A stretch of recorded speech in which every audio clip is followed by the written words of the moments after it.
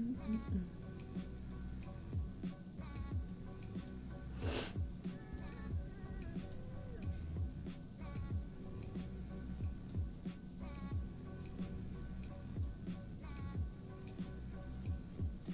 like how George.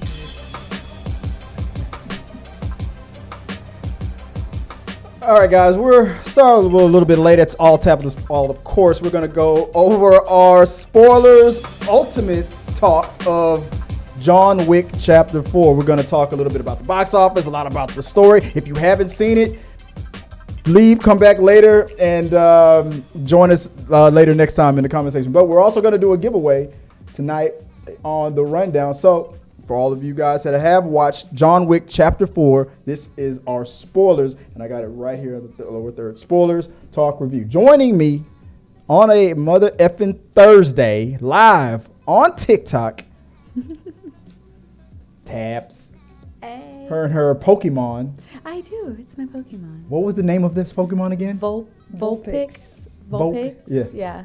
All right. Vulpix. All right. Yeah. Per the daughter, I had to have it.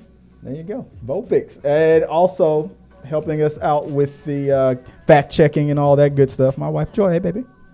Hello. Remind me to take a whole bunch of pictures tonight. We got to do group photo stuff and do some behind the scenes thumbnail stuff and all the stuff that I always forget to do. But, that's the logistics part of it. Guys, don't even worry about that. Guys, in the chat box, if you guys are watching this live and you have not officially entered the contest, go ahead and tell me your ranking of John Wick, all the John Wick movies. Which one was your favorite?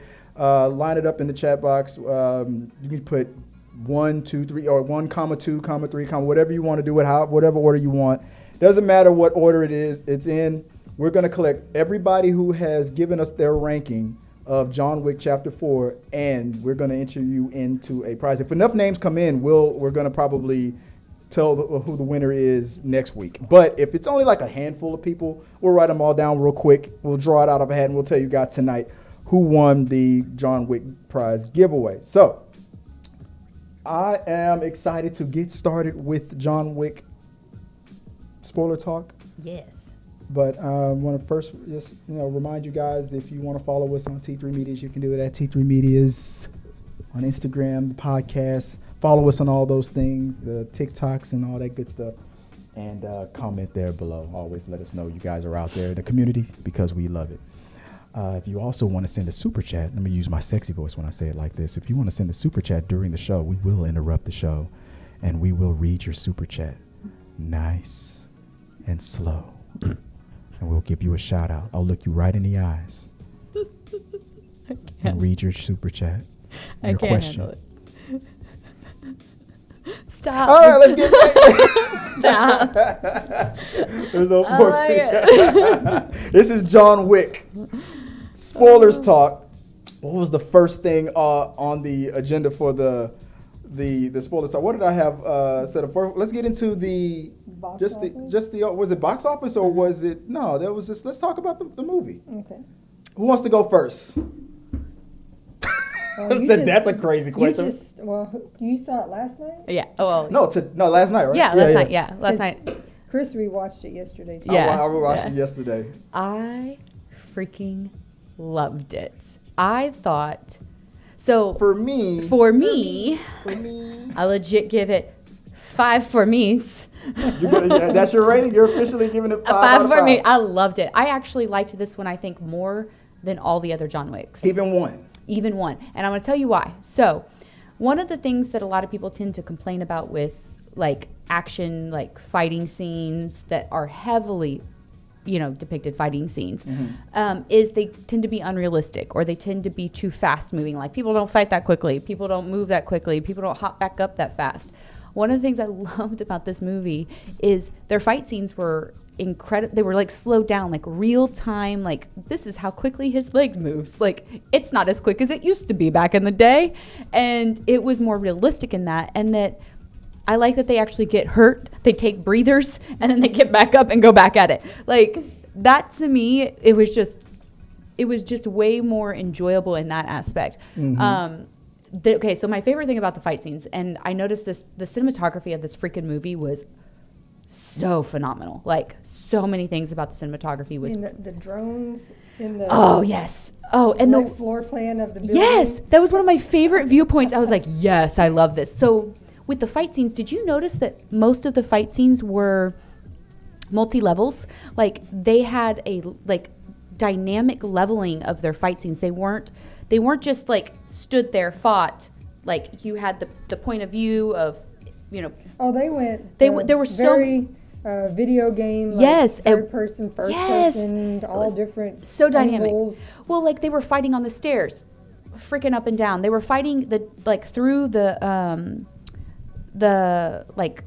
where all the artifacts and stuff were, like the museum type place with all the dynamic of you mean that apartment that they were kind of fighting in with the the beginning in the Chinese no, it was Japanese hotel. Was it Japanese? Yeah, Japanese. Hotel. Oh yeah. The Japanese hotel where they're going through where all the artifacts they are. had like all that. And the lighting, the depth of the lighting, where they had all the blue like square line work and how they're going through it, and then the artifacts being there and the dynamic of the painted glass walls, and I mean, it was just stunningly beautiful. The colors, and every John Wick movie, the use of colors is so great. And this one, I love the way they use colors. Oh, this yes. time around. Okay, the cherry blossom, when he's standing next to the cherry blossom, and they've got the cherry blossom next to him, and the cherry blossom's covered in red, and then they pan to the other side, and they see him, and he's in blue, and the dynamics of the red and the blue, and it was so dramatic, and I loved it, and just overwhelmingly beautiful. The cinematography was when he was sitting on the steps at the end of the movie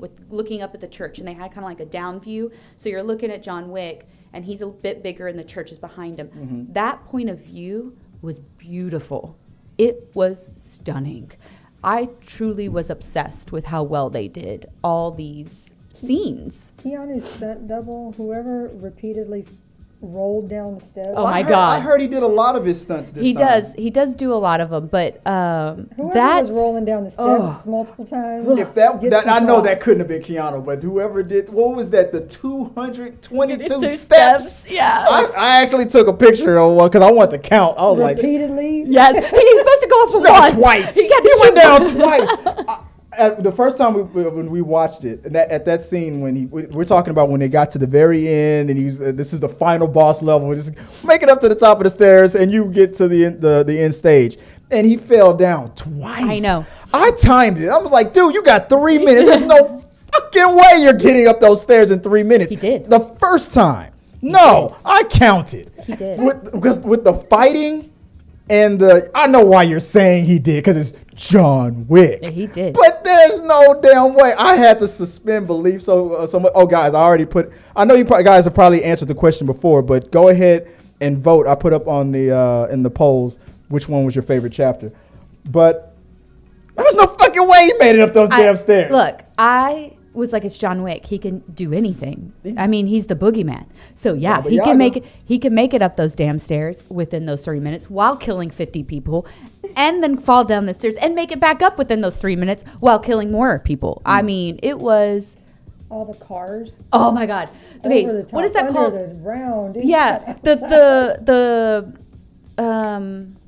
roundabout. Yeah, the roundabout, and the scene with all the cars and that, and like the chopped doors off of. Oh man, that scene pissed me and Joy off. Oh, I love because not in a bad way. That the part where the Marcos's second in command, when John flipped him into it and got hit by another car, we thought that was it, because this dude was a survivor. The guy who was working the bad guys or the main antagonist, the enforcer, and all the other movies, John Wick, sometimes he'll struggle with somebody, but he's never struggled with somebody this from the beginning to the very end of the movie.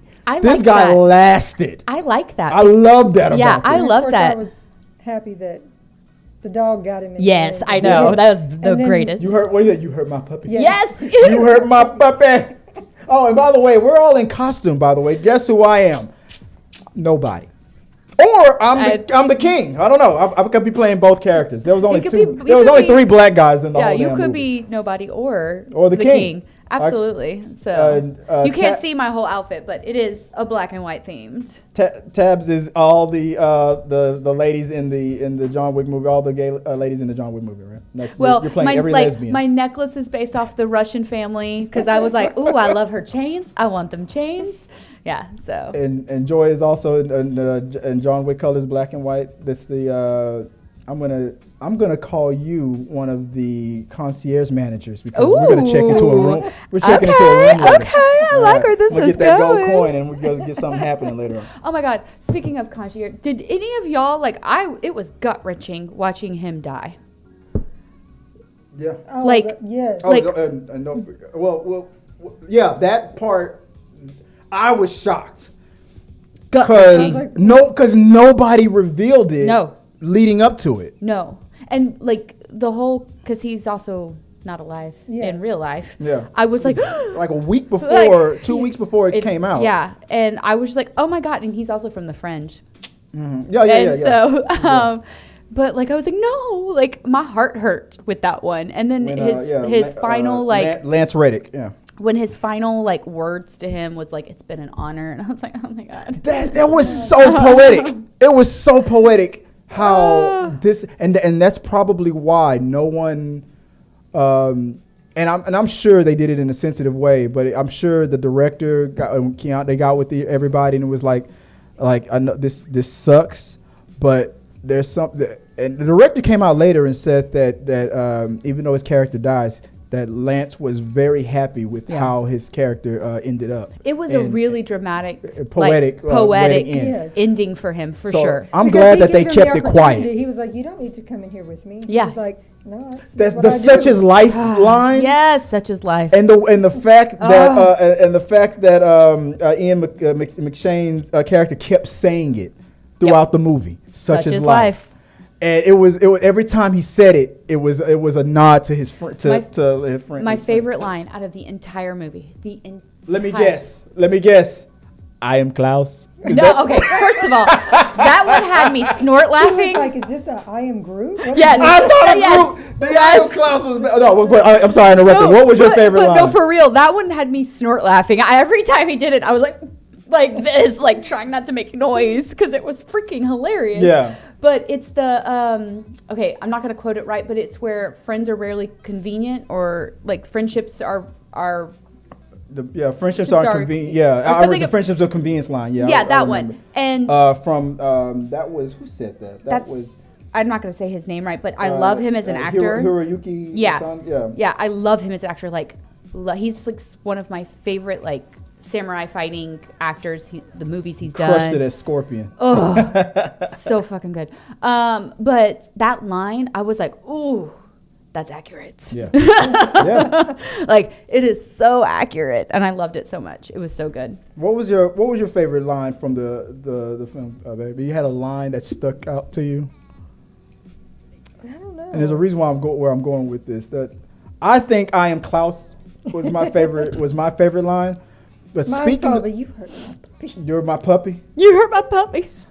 The way the tracker talked to Marcus, Marquis or whatever his name. What was Marquis Day something? But the way he talked to him, like when I noticed, and I took notes this time, the second time I watched it. I noticed that book that he was drawing in. Now, there's two things about that book that the tracker kept that nobody kept. I thought either that was a book that he drew himself, or maybe that was a book that was handed down that he added to. Because either way, I mean, I don't care. He's like a family continuation of a tracker, trained by another tracker, and that's that book. Because I'm like, dude, you're pretty young to be able to figure out all this damn secret assassin history by yourself. Yeah. Yeah. But maybe he's just that damn good. But somebody would have noticed him. So I'm assuming that book was handed down. With him, my favorite, did you see his face whenever Keanu shot the guy who was trying to shoot his dog? and he looked at, because he went from being able He to knew he shoot- was beat. Keanu had him. He knew he was beat. Well, He was and done. and then Keanu, like, I John knew Wick, he like, was going to shoot the dude. I knew he was going to pick the wasn't gonna let dog. him shoot the dog. Yeah, oh that- yeah, I it was a know he dog- wasn't. It was a dog setup. we know John Wick. We know that he wasn't going to allow that shit. And nobody was lucky that he was dealing with a dog lover. Yeah. And was saved in that moment. And here's the other thing that I love about the John Wick movies. It really is like my favorite thing about the all-encompassing part of the storyline is the rules, the gentlemanly aspect to what John Wick is, and friendships and brotherhood versus family, and then following the rules. They don't just kill for no reason. Typically, I know the table has been corrupted, and that's sort of part of the storyline. Everybody that's broken rules died very brutally. The guy in Yes. the library that was trying to kill Yes. John Wick early, Yes. book in the mouth. Yes. But that's the greatest thing I think about the storyline with the whole anti-hero. Because John Wick is not a good guy. He's not a good guy. When you look at everything he's done, he's not a good guy, but he's an anti-hero. He's done the bad things that he's done because it rights the worst bad, which is who he's killing. They're way worse than him. Was there anything in the movie that we talked about what we loved about the movie and everything like that? Was there anything that you didn't like that you thought that you kind of criticized? I think we talked about criticism a little bit. I originally when I saw the movie the first time, when we saw it the first time, I thought Lawrence Fishburne's character was useless. I thought there was no reason for him to be there other than the fact that it's Lawrence Fishburne, and obviously it's ever since they brought him in for the first time in part 3, was it? I want to say 2, but I think it's 2. I want to say 2. I think it's 2. But and the guys in the chat, was Lawrence Fishburne first introduced in 2 or was it 3? But when nobody's voted on the damn poll yet. Come on, guys. Oh yeah, we got 100% so far. 2 votes in. Chapter 4 so far is the one is everybody's favorite. It's so good. I thought Lawrence Fishburne was not needed at first. I was like, maybe the beginning scene, maybe the one scene when he was in France and gave John Wick his new suit. But then when I watched it the second time, I was like, no. It made sense because he didn't have too many scenes. At first, I felt like I would have been okay if he had just had one scene.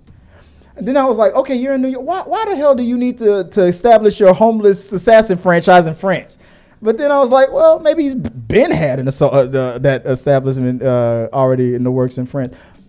That was a criticism that I had the first time, but then I was okay with it the second time. Then I thought, was this movie too long? No, it wasn't too long. It was the timing of it was perfect. I really think that there is an importance in the sense of where the storyline can go, because the reason that he's brought in is because he's also one of the few friends left of John Wick that will participate with him, that will help him, that will give him the things he needs, because he is considered the underground king. So he technically, even though he's part of the table, he can kind of hide away with that storyline. He can provide for John Wick. Who, Lawrence Fishburne? Yeah. He's not a part of the table. No, the underground. I mean, king?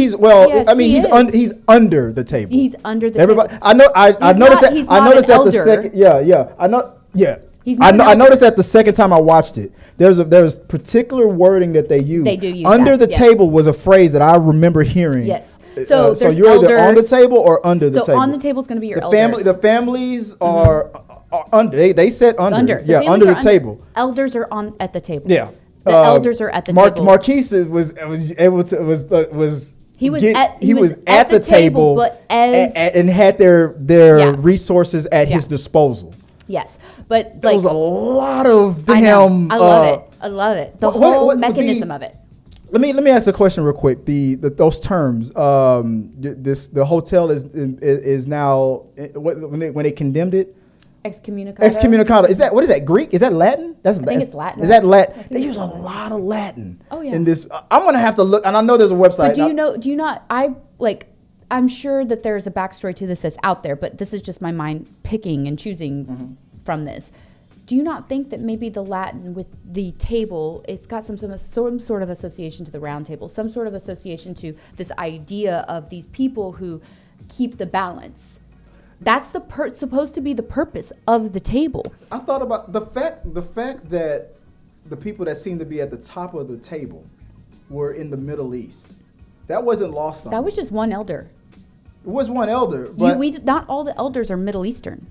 It's like there's like country elders, like where their establishments are, if you've not noticed. Because you've had the Russian family who's under the table. That probably means there's an elder that's a part of the table that associates all of Russia. It's like a Pokemon a Power Ranger type of, or Captain America, not Captain America, Captain Planet type of, you have Earth, Fire, Wind, like all these different, to combine and to make the Baba Yaga. I just heard, I am Captain Planet. That's what I heard. Look, I know they probably won't do it. Maybe one will be from this continent. But wouldn't it be interesting, because it's considered the cradle of civilization? What if the head of the table is a guy in Africa? I think it would be amazing. It would make sense because of how far back it have to go. If that's where the cradle of civilization is, what if it's just some dude that you never saw coming, some dude out there in Africa just living his best Wakanda life out there. but that's the concept that I feel like it could lead to, is this historical idea of what the round table is, because they keep using the table terms. And the whole purpose of the table is to really create balance. They are assassins. They are getting to pick and choose who lives and who dies and who follows the rules and who doesn't. So they're literally in charge of balance. Yeah. Goodly Good said now the Captain Planet theme song is stuck in his head. I know, right? Right? I'm so sorry. It was in mine. Was that just for the Matrix joke? Was that just for the Matrix joke Peter Lane was asking? What Matrix joke? Did I make did somebody because Lawrence Fishburne.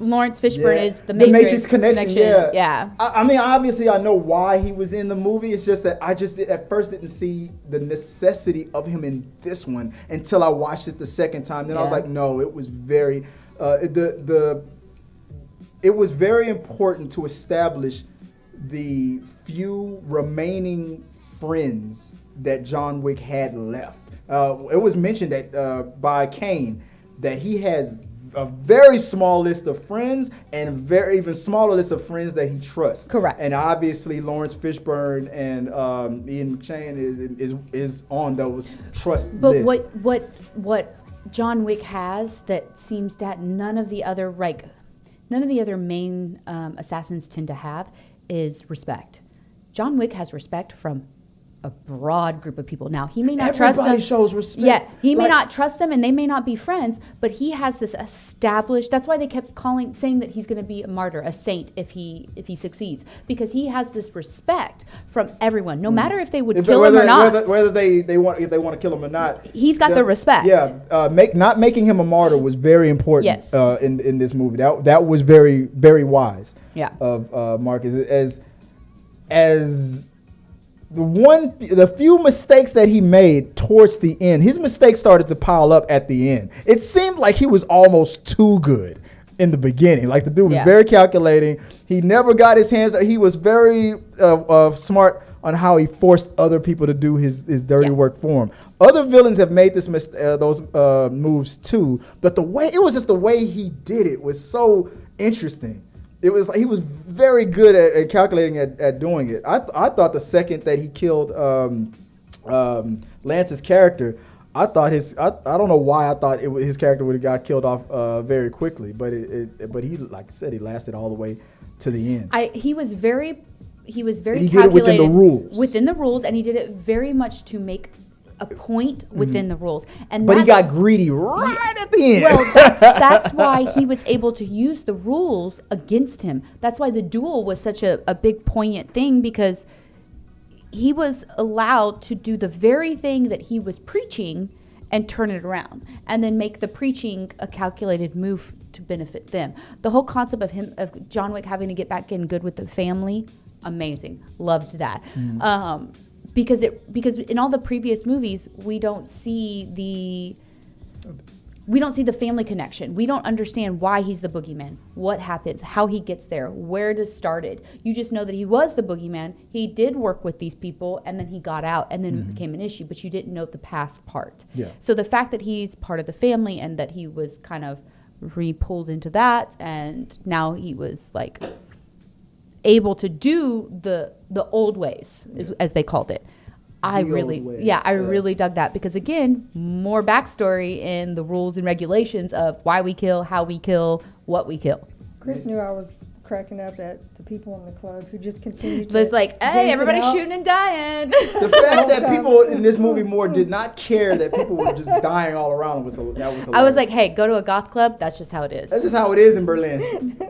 Axe to the face. Everybody's doing their rave shit. Yeah. And the only thing I It's could like, think in my head was, it's from a blooper of a totally different. The movie. guys, are you, I thought you were 10 talking about the Things I Hate YouTube. About You. There's a behind the scene blooper reel where there's a house party and they're dancing and there is no music. Oh, They okay. put that in Afterwards. the fact. So it's just a whole bunch of people standing there to nothing. Just Yeah, I was jamming it thinking out. that I was same thinking the same thing. thing. I was Like, like, I mean, you know, they, there's if no they filmed this, There's there's just a probably whole no bunch music of people or just- very low volume music I because was they, like trying to slip in an ear pod just so I could have some rhythm. Yeah, exactly. Hey. They tell extras to dance, and you Yeah. 9 times out of 10 they're not dancing to any music. But it's like dance like you're in a rave, and it's obviously everybody's on beat. It's because it's a rave dancing. It's just freestyling it. And I stuff. thought you were gonna say the video that everyone puts all the other music to of the goth kids in the park or underneath the bridge doing all this shit, and Yeah. I was like, so that's immediate. I was like, Well, oh, now there's they've those got kids. This this- is their time. this a new thing that they do at different places where it's like it's a dance party, but you have headphones on, so everybody's Oh, yeah. listening to Silent different discos. things. So it's just people Yeah. all dancing. Silent no idea discos. what they're dancing to. Yes. Let's get into the next part of the show, the individual characters. Let's talk a little bit about real fast well, obviously start with Keanu Reeves. I mean, the dude. I mean, Keanu was My the brother. man. He was. Here's an interesting thing that I just found out today. The talking. Keanu Reeves himself cut about Yes. 50% of his Yep. own dialogue He had- out of the movie. He had 308 lines or something like that. Uh-huh. That's it. And he A 3-hour movie. Yeah, in a 3-hour movie. and when I read that, I was like, nah, that makes sense because the majority of his responses to everybody was, yeah. I counted the yes. I mean, I think we were like the 6 or 7. It was like, just, yeah. You know, like. But he can do that. That's how good of an actor he is. Did you, come on, which one of you got, when John fought Kane in that the first time he fought Kane, when Kane entry? shot it and he asked him, you still alive? I know, and he's like, Who expected John to respond? no, I was like, he gonna be silent. He can't see. You can't he see, better yeah. be silent. I half expected John to go, yeah. I don't know why. I thought he was gonna respond. I thought that would have been the craziest thing. But yeah, John, this was the best that he's been out of all 4 movies. The fact that he had the least dialogue. I wanted to laugh that scene when he was with his friend's daughter in Japan, and she said, "Are you armed?" And he just went. That's it. That stupid ass pose was so cheesy, but it works. Yes. Like only Keanu can get away with stuff like that. I thought that was kind of. I loved it. Um, And I liked her. I liked her as the daughter. I liked that there is now another revenge story. And then, of course, you see the last scene after the let's credits. talk. Well, let me. We're going out of order, but let's talk. Let's go to her. What's her name? Rina Sawayama. Yeah. Playing Akira. Yes. She is, I looked her up, Japanese singer. I thought she was an actress. No, this was her first No movie. way. She said it in an interview. This was her first movie. Okay. She crushed it. Oh my God, she was amazing. I loved her as this character. I Yeah. thought she created a dynamic character within this very short period of time. You got on her side with her love for her father. Her father was a very noble and honorable man, and even though she didn't like his choices, she understood it. And even when, it's John Wick's fault that her father died, she was like, okay, he is dead because of you. Yeah. Either you kill your friend or I will. And he's like, understood. Yeah. And- I love the way her opening scene was with Mr. Nobody, the tracker. You know, you Oh, he's cannot like the dog. there's no dogs allowed in the building. He's my he's emotional support. support animal. Yeah. And she goes, She's yours. he's yours. He Like, goes, no, I'm hers. I'm her. Yeah. I thought that was funny, and she let it slide. I thought that was cute. I don't know why I thought that he was gonna flirt with her a little bit. I was like, hey, come on, man, go for it. Maybe in the next movie. Maybe the next movie. What do you think about her, babe? About Miss Rena? She did really good portraying that anger of that hatred. Yeah. Yes. Towards Wick, that frustration.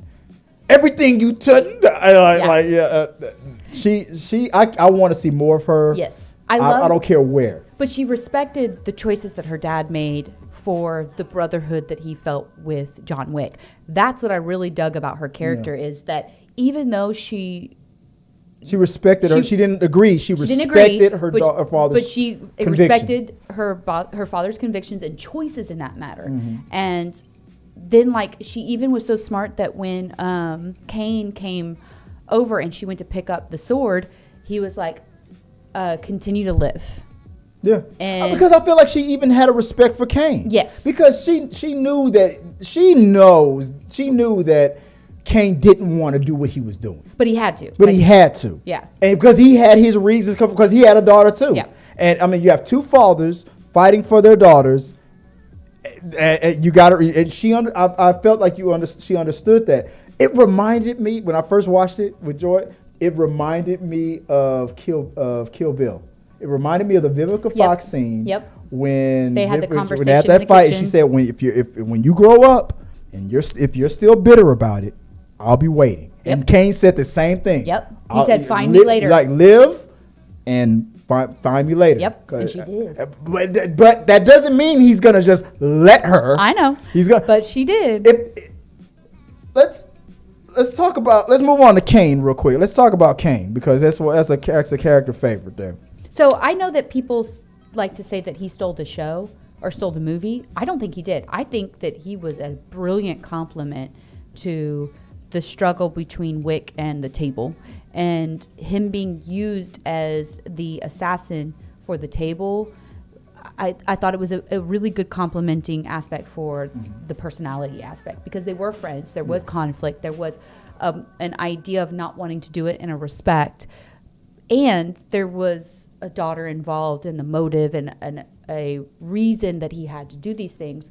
But his fight scenes were amazing. The slickness of how he utilized sound to navigate not being able to see, and the way that he was able to benefit from that was spectacular. I loved at the end when he came down there to get Keanu, like, come on, let's go.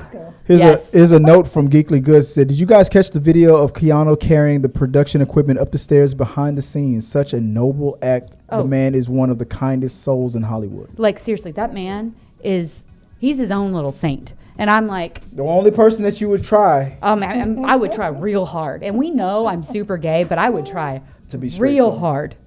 Real freaking hard. Yeah, I would try to be straight for Keanu too. I know. But Cain, I won't say, when the first time I watched it, when Keanu and him first faced off, when he said, they gave you my name, I overthought that line. I thought he meant, you are the new Baba Yaga. Oh, no. But it meant the card. Yeah, when we give you a name, you give us a life. Correct. That's the whole I figured it out the second time I watched it. But I was like, ooh, is he the new Baba? But how cool would that be? They consider him, because obviously he did something similar to Keanu. He had to do something impossible to get his freedom. Absolutely. So I thought he was the new Baba Yaga. But do you not realize that that's the theme of the table? If you want to leave, if you want an exit route, you have to do something impossible. You have to do an impossible. You have to make an impossible possible to be able to. But I'm sure if Keanu dies, he is the new Baba Yaga. I don't think that they'll make him the new Baba Yaga because why not? Because the boogeyman is like saint-like. It's like the concept, and I think that John Wick, no matter if he's dead or alive, well, they don't have to make him the Baba Yaga. He could be the blind Baba Yaga.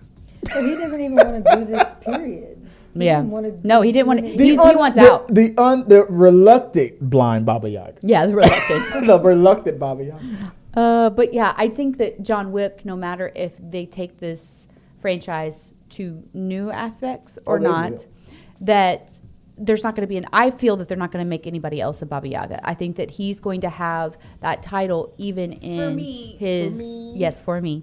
Even in his lack of visuals for the movie. Like if he's not there, he will still be mentioned as the Baba Yaga. He will still be mentioned as the boogeyman. Oh wait, point of order. We gotta let me take a break for a second. Peter Lane says that thanks to you guys, probably thanks to Tabs, I am watching the L Word now. Thanks Hell to yeah. you guys. Hell yeah. But he's not Get seen it. This is not. Unfortunately, this is not L Word talk, but But yes. He says he needs to watch John Wick and Kill Bill because he's not seen any of those. Kill Bill's So like why are you watching the spoiler talk, mean, dude? We're spoiled. You obviously are a guy who does not care about spoilers. Yeah. I understand. Yeah, and I but understand seriously, that. Kill Bill is amazing. Kill Bill is that's another franchise I legitimately love. Maybe one day we should do Yeah. a Kill Bill talk because what's his face Quentin Tarantino has said that the next movie is his last, but I doubt it. Yeah, I want to do a cosplay of her one time and the yellow suit. Yes. What was another next character we want to talk about? You want to go to who you want to go? You want to go to next? You want to go to Bill Skarsgård? Skarsgård. You want to talk about the Marquis? Mr. The Marquis. Skarsgård, what do you got? I thought, I mean, he wasn't to me like the best villain that they had, but if I was to say who was your favorite villain? I hated him. He made you hate. I hated him more than any other villain. Douchebag. Yes. But he was one of those villains that he was the first villain in the franchise who thought what he was doing was right. Yes, he did. Everybody else kind of knew they were. Yeah. Well, the guy from part 2 thought he was doing it right too, but he knew he was an asshole. No, he thought he was what's the He word? thought he was justified. He thought he was making up for the lack of following the rules. He was disciplined. You talking about Skarsgård? Or are you talking about Skarsgård. Oh no! I thought you were talking about the guy from part 2. That's why he thought he was doing right because he thought he was upholding the rules. He thought he was upholding the rules Yeah. and cleaning up everybody Yes. else's shit. But the guy from part 2 was just trying to just get on the table and just Yes. grab power. Yeah, he was more power hungry. This guy was upholding the rules. He was righting the wrongs. He was making the balance in their minds He was back bringing to what it was. back into the fold. And that's kind of been the whole concept, I think, of the table is creating that balance and following these rules. And when you break the rules, there are consequences. What do you think about the if you loved him in this, you'd love him in it? No. but what did you think about Mr. Skarsgård as the villain? I hate him. Yeah. Because he was such a douche. He really was a douche. He was like a Twinkie juice. A Twinkie douche. You don't want that infection. But you know what his best scene was when Kane was telling the tracker, "Be careful." Oh, yes. By getting into this. Okay, when he stabbed the that knife in the hand. Okay, so when he stabbed the knife in the hand, he says, "You got two choices." He stabs the knife, yeah. and he goes, "You have two choices. You can Either pull it pull the through, knife, or you pull the knife out, or or pull your hand out." What they didn't, I was like, "Y'all aren't smart. All you got to do, lift up and do both." You pulled your hand through and lifted the knife. I don't think that would have slid. I don't think he would have let that slide. That was that could have been to argued. For me, he probably would have got his other hand stabbed for trying some slick shit like that. No, I said you have two choices. Either you pull the knife out or you pull the hand out. What did he say? One will tell me, it will tell me what type of man So you what are. does it tell you when you outsmart him and do both? What did he say? If you pull the knife out, it tells me that you're for yourself. Correct. But if you pull your hand out, you're for the cause. So what if you're for the cause and for yourself and you do both? How do you do both? What are you talking about? You pull the knife out slightly? So what you're doing is you're going to lift this hand up. The knife had a, what is that shelving part called on the knife? Where it goes from the handle to the blade, that little bridge. You pull the knife up, you get the cut up to that bridge and you lift. Now you've pulled the knife out and gone through your hand. That's still pulling the knife out. Because you never touched the knife with this part. You never grabbed the handle. You used your hand. Wait. You're talking, okay, wait. You used your hand. You're talking, okay, knife went through the hand. Uh-huh. You're talking about picking everything up, knife is still in your hand. Yeah. And then doing what? And literally show like this. All right, like this is the knife and this is your hand. Do this. You pull it out of the table. No, I'm going to put the camera on you again. Now show me. Show me what you're talking about. The knife is in your hand, okay? Your knife is in the table. Lift your hand up so I can the see. handle of the knife is up here. Your hand is on the table with the blade through it. Right. You lift the blade through your hand. And get it to the base. Get it to the base of the blade. Then Right. you lift the knife up. Not Got only it. have you lifted the knife, but you pulled it through your hand. You haven't pulled it through Yes, your you hand. did. You went from into the table up and lifted the knife. That is pulled through your hand. No, babe, come on. He said you I think he pull wanted your to- you he pull wanted your to see knife him. out or you pull your hand out. Oh, I know what he wanted, but what I'm trying to do is show me he's not so He was smart. clear. Hand out or No, knife out. he didn't say which way you had to pull your hand, though. He didn't say you had to cut through. He said he's words Okay, were- now think of this character. Get into the mind of this character. If you tried to pull some slick shit, I'm sorry, he's not smart enough to what do call you that think out. he would have did to you? If you were Marquise, if you saw somebody try, come on, don't be all Tabatha about it. But like I'm gonna because be you all thought of Tabatha about this it. brilliant idea. I'm gonna be all tapped No, about it. no, Marquise would have no. that doesn't- I think he would have appreciated.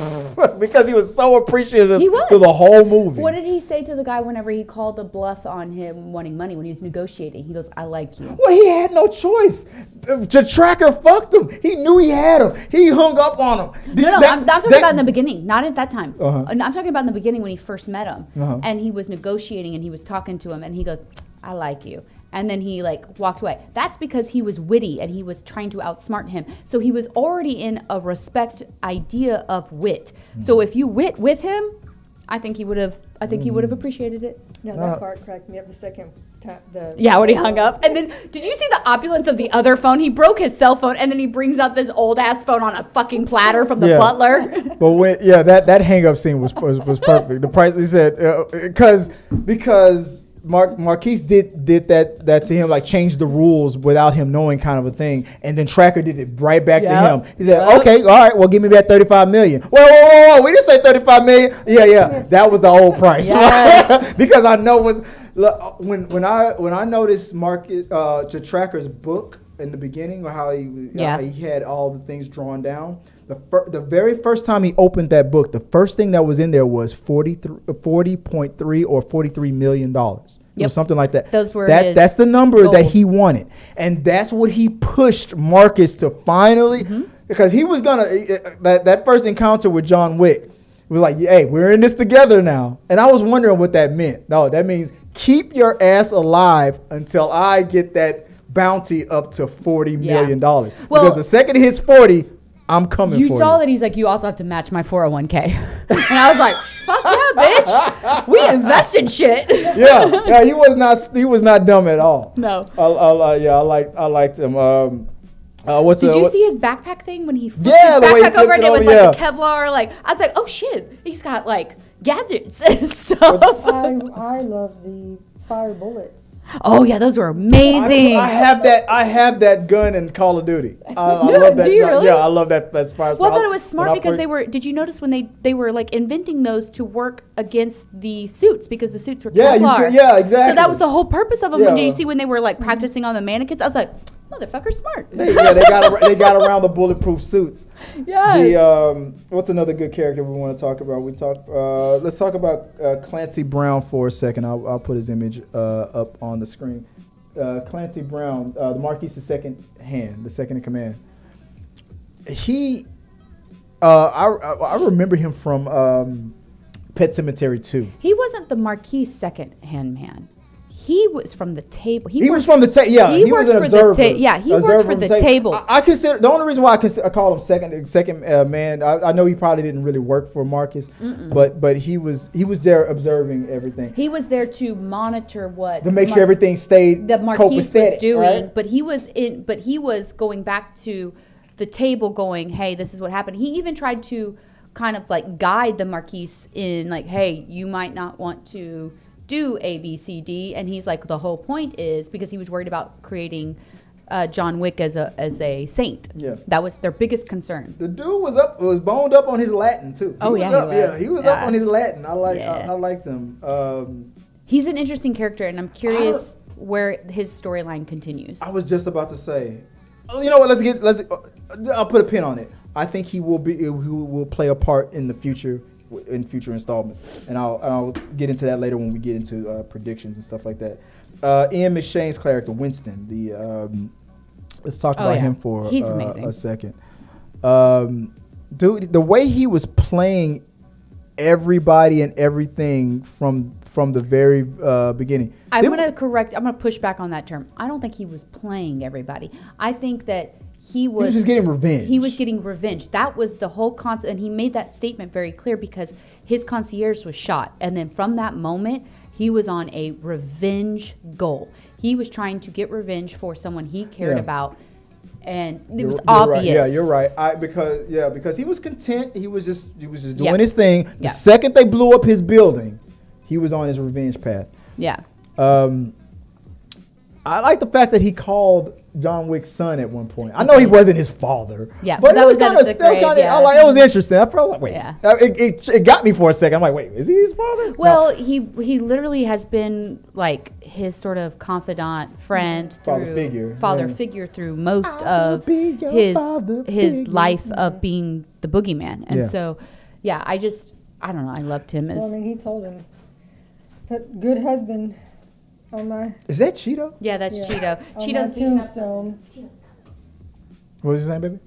Keanu told him, at the end before they had the big fight, what to put on his tombstone. Yeah. Yeah. Next to his wife, which said loving wife, and his said loving husband. I loved that. God, freaking even Keanu Reeves as John Wick is amazing. Next, let's talk a little bit about Shimazu?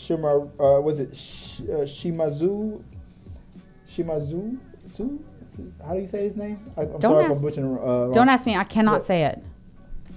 John Wick's friend right here. Scorpion. That's what I call him. He's Scorpion. He's not Scorpion. I loved him in Mortal Kombat. He is Mortal amazing. Kombat sucked, but he was awesome as Scorpion. He's amazing in everything he does. When I tell you he is one of my favorite, fight scene actors, the way he does his fight scenes are so phenomenal and so elegant, and he does proper samurai sword fighting, which is amazing. And I saw that him and Johnny Yen were gonna fight each other, I was like, what? It was so good. So good. I loved it. But the fact that he was a man of honor, that's where that line came from about friendship and whatnot. He brought a calmness to it. I like the fact that he waited for his hotel to be condemned before he attacked. Correct. Well, because he was a man of honor. Yeah. He was prepared. Yeah. He was so much in line with his morals and values with what he did that he really stuck to them through everything. And I admire his character so much in that. And it fits for kind of what the concept of the Japanese culture is and how they kind of run their lives and stuff. And I thought it was perfect. Yeah. Absolutely loved it. And we talked about Tracker. Let's talk a little bit more about Mr. Nobody. Mr. Nobody. I don't know why I expected his character to annoy me at first. I thought, okay, this is gonna be a nobody guy. This is the guy with the dog. He's the Halle Berry character. He's gonna be in and out. Maybe not non-consequential, but every scene got more and more interesting. I became more and more. He saved John several times. Yeah. Yeah. Well, that was selfish. No. That was for his own. Because he was trying to get the bounty to the 40 million. No, I'm aware, but I'm just saying he did save him in a lot of situations. But it was mostly because he didn't want anyone else to get the bounty. He was trying to remove people so that he could get. He told John, "Keep yourself healthy, John. Stop fucking up. I gotta get that money, baby." Yes. And the fact that he was about to cash in, and his dog was like, I know, that was the best. I knew that lame shit was coming. I laughed so hard. I was like, dude, you'll get over it, motherfucker. No. I'll buy you another friend, fool, and I'll name him John. Pow. $40 million? Fuck that dog. I done got a new dog. God. Come on. You wouldn't have taken that shot? No, the dog whined at me. $40 million. Come on, babe. Do you really think I'd kill John Wick? I know you wouldn't. Okay. You kill John Wick. You get $40 million, and you get Ruby Rose. Ooh, wow, God, you threw Ruby Rose in there. The table always wins, baby. God dang it! Now I have to like think Now about she has to this think about and it. weigh my pros and cons. I need Like- some time. She's like, Kiana will make her try to be straight, but 40 million and Ruby Rose. I mean, oh God. you drive a hard bargain. I know. Then she turns Damn. into a supervillain. Tell me more. Tonight, how to kill John Wick? Like that's the round table. I gotta make a list. She Hold on. does the fingers. You're a dead man, Keanu. I gotta make a list. Give me a second. But let's see who else. Who haven't we talked about? Yeah. Oh, let's talk about where is he? My favorite dude. Where's my guy at? Or do I not have a picture of him? Who's your favorite dude? We're all dying to know. My guy, my boy. Come on. Let's talk Oh my God, Let's yes. talk about my boy. First of all, I've never seen a fat man move like that. The dude, I was like, the dude wasn't. I saw him in real life. The dude was in a fat suit. I know, but it was amazing and hilarious. He got them legs. That's I know. He did that roundhouse. And I was like, God damn. I was about to say, the second you saw his big butt do a roundhouse, what the thought that went through my? I was like, holy shit. I went, God damn it, how does he move like that? I can't get my legs like that, and I'm not as big as him. The dude had asthma. I know. I thought this dude was going to be a throwaway, like run away, get as many like, bodyguards as shit. you can type of guy. But the dude was like, oh, you thought I was a bitch, huh? Yeah. He grossed me out, but He did, yeah. But he the fighting was great. the hilarious. fact that he wasn't a punk was a big so deal. awesome. Because you wondered how he was ruling this in that sort of Exactly. state. I was like, because we're talking about the family that sponsored the Baba Yaga felt like they were being held at bay by this guy. And then when we saw him do that first roundhouse kick, I was like, all right, that's why. Yeah. Well, when This he dude hit was too, funny. the way he punched, it was like intense. The dude took a beating. He did, because when he body slammed a few times. oh The man. dude should have died like 4 times. And the best part was we thought he was dead. He hops up, takes that inhaler, and I'm like, "What's in the inhaler?" Oh, I didn't even think of that. Cocaine in there? Yeah, I know. That's what I was thinking. So is this steroid? What the fuck is happening? Cocaine bear all of a sudden. Oh yeah, he turned into the cocaine bear. Oh my god! I never thought of that. I never thought that there could have been a performance enhancement drug in that inhaler. I'm telling you, there had to be. The way There he had kept to popping be. I If it was just straight, no. was like, "Is he smoking crack? What is happening?" It makes sense because all these guys, these League of Assassins, these are the same dudes that put bulletproof material inside suits, regular looking clothing. Yeah. So for something extra to be, Cocaine Bear is his new name. Yeah. That's it. I don't give a damn. I forgot whatever his real name. I don't care. His name is Cocaine Bear. I will say, Jess, when we were watching the movie, called it. She goes, John Wick's gonna kill him and take his teeth. I was like, oh yeah, because they said they needed proof of death. And that's what she goes. Literally, she called it at the freaking card table. She's like, he's gonna take. Yeah, because you can see those his teeth. I was like, with those teeth. you know what? I go, you're right. Those teeth was annoying Jess right from the beginning. Yeah, right from the beginning. She's like, he's gonna take his teeth. I was like, you know what? I think you're right. Yeah. Did you see Cocaine Bear? Oh yeah. Okay. Yeah, that was why I was. Yeah, no, it was great. It was great. He The literally fucker was acting like that fucking bear. He was hard to kill. Yeah. He was obviously on something. Yeah, you called it. That was perfect. Yeah, that really was, Joy. That was amazing. That was a great descriptor. That was the perfect description of this dude. If they would have found a way to market John Wick / Cocaine Bear for that character, that would have been was amazing. Perfect description. It would have been a great nod if that was like his. They called him a Russian name of Cocaine Bear in the movie. How fucking great would that have been? Obviously, both movies were in production at the same time, so they wouldn't have known. No, but how great would that if they were like that would have worked out perfectly. But that would have been a perfect. That's almost as perfect as I am Klaus. I know, right? I am Klaus. He knocked the crap out of John Wick. That was the way he said hello. He was like smack, and John was like, "What the fuck?" Klaus. And then he's like, Oh, "All right, smack." I am Klaus. I was like, "What?" He said, "I am Klaus." Boom. John. I am Klaus. And then he knocked him out. And then even his voice when he was saying it was that weird high pitch for this burly man, and I was like, "This is amazing. Who thought this up?" You knew what's her name, the girl or the woman that was in charge of the family. She was setting him up. She was like, all right, go. We're gonna send you with Klaus because he knew Klaus was gonna fuck him up a little bit. Yes. But it's funny to me how she was portrayed in the trailer.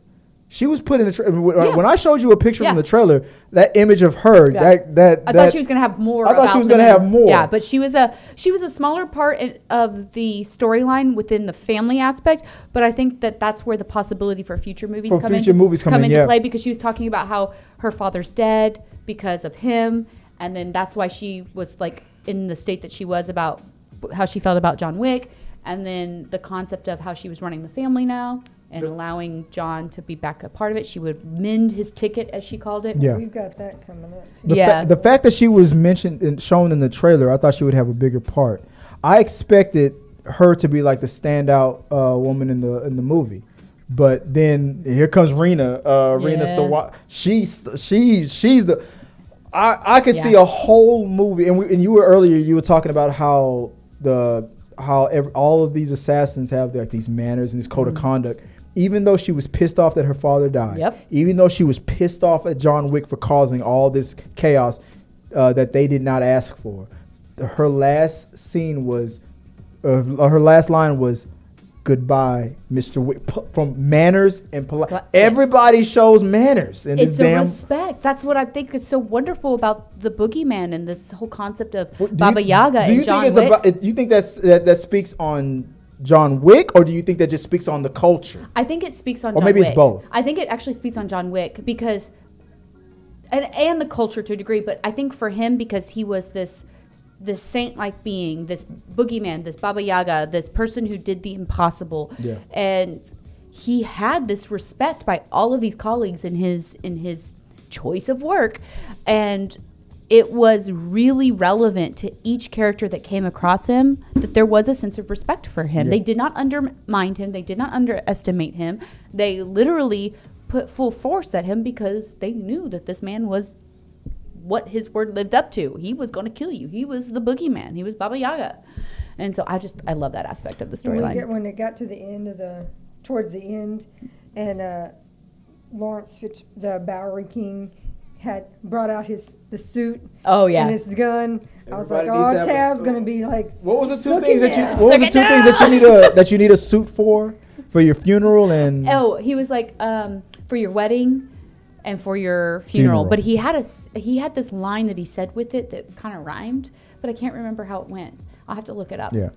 But yeah, I know, and that gun with like the viper, and he was like the king. Yeah, that's my favorite part with his character. This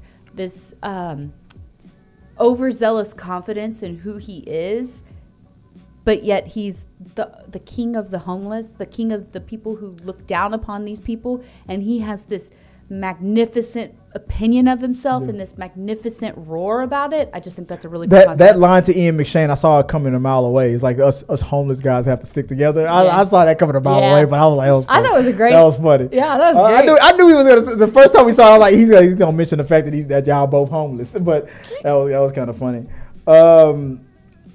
Let's talk a little the box office. What? Let me see if I can pull it up real quick. I think I had it ready to go. Let me see if I can find it. The box office for John Wick.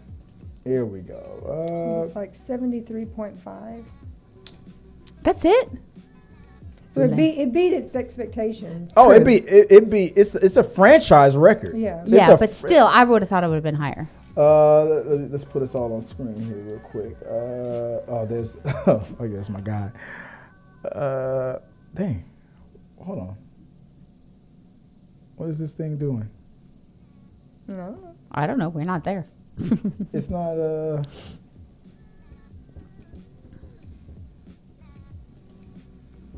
It's not showing. Oh wait, where did I put it? And you hear this big ass clicks. Yeah. Wait a You just minute. had Google. Oh, I didn't. a second ago. I didn't. You put didn't it, move it I over. didn't put it in there. Yeah, I was like, what are you doing? You didn't move it over. I didn't put it in. That's what she said. I can't. Let's see. John Wick.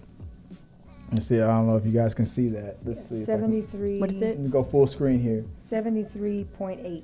Okay, 73.8. Yeah. Worldwide, Gross. as of today, worldwide, $157 million. What did I say worldwide when we made our? Over the weekend, it was like what 134 or something. But Yeah. like that. what did I say worldwide? I can't remember from the show. you said it was gonna be like 150. I think I was up there in the one somewhere. I thought I couldn't said like I couldn't remember 120, exactly what you 130. said. You were closer than anybody else. Yeah. I was like 100 million. The Like one, domestic went above. Yeah, but not where I thought was But the worldwide did much better. Yeah.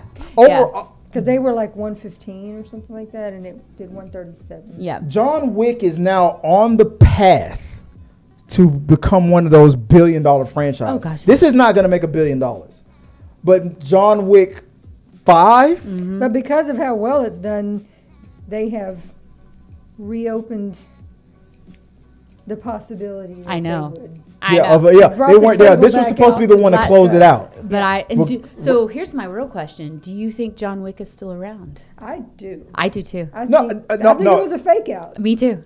No. Here we go. This is what I think.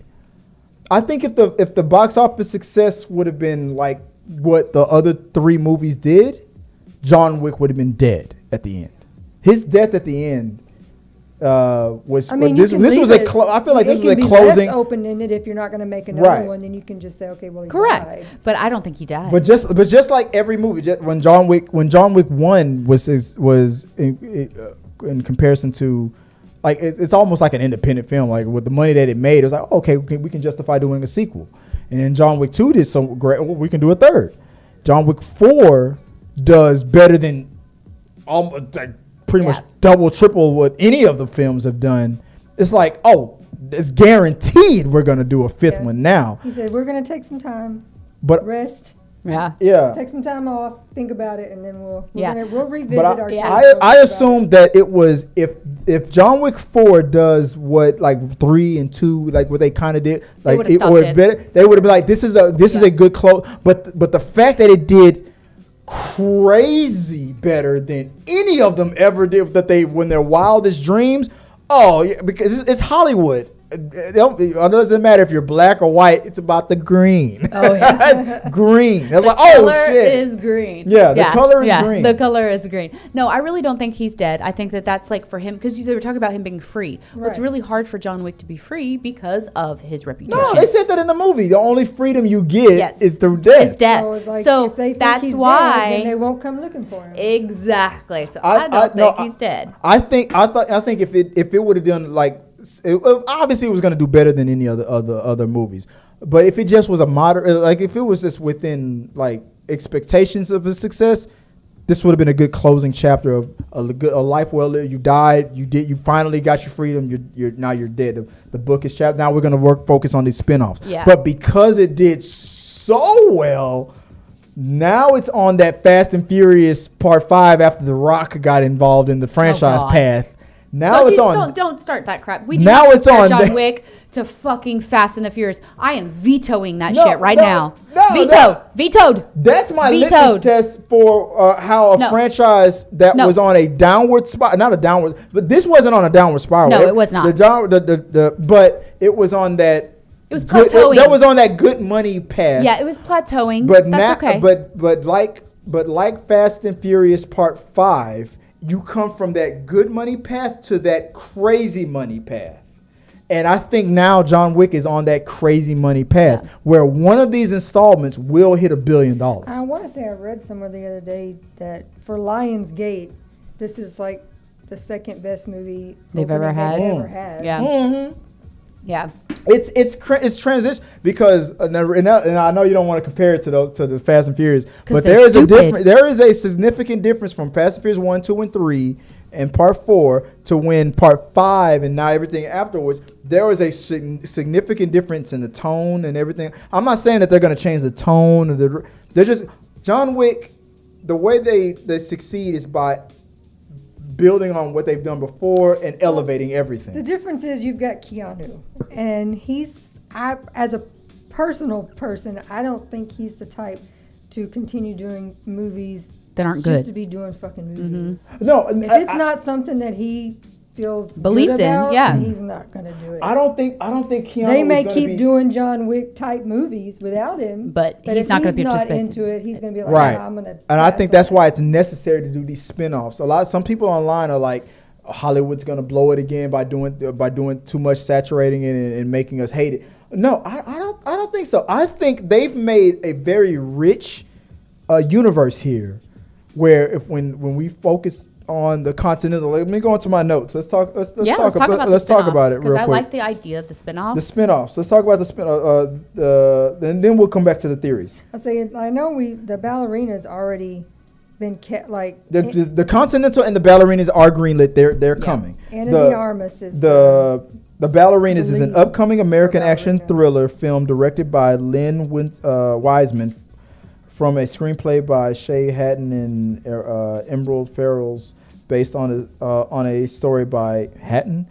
It is the first spin-off of John Wick franchise as it sets between the events of John Wick 3 and John Wick 4. That's where ballerinas will be. And I wonder if the ballerinas that's John Wick's family, right? Anna de Armas is the lead in that, but it is supposed to be a much deeper look into that Russian. The ballerina. The whole concept of that, yes. That almost reminds me. And since it's between 3 and 4, I think we will get to see more of what happened to the dad, like why he got killed. Yeah, and all yeah, this. yeah. We'll get to see. Which I think is that. going to be a really, I like the ideas of, because think of the Lord of the Rings and the prequels and getting that information and then knowing the Lord of the Wings. The Lord of the Rings.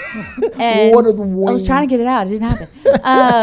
But knowing that information, or even the House of Dragons and the prequel, it being the prequel to Game of Thrones and knowing that backstory. I think there is a real need for that because it really makes you understand the motives of the movie, which I love. And so I'm looking forward to that. I think it's going to be great. I do still hope for a continuation of the John Wick.